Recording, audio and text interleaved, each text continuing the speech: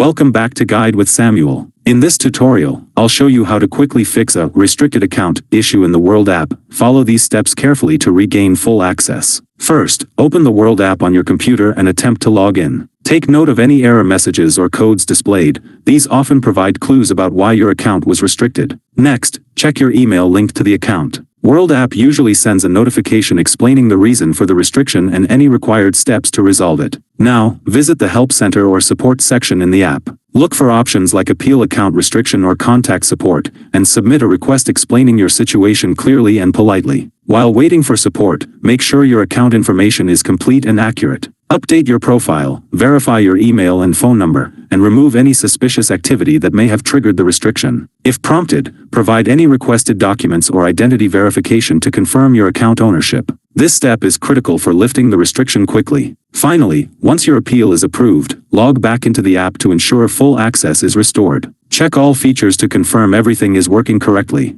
And that's it. Fixing a restricted account in World app is fast and easy when you follow these steps carefully. If you found this helpful, don't forget to like and subscribe to Guide with Samuel for more helpful tutorials. Thanks for watching.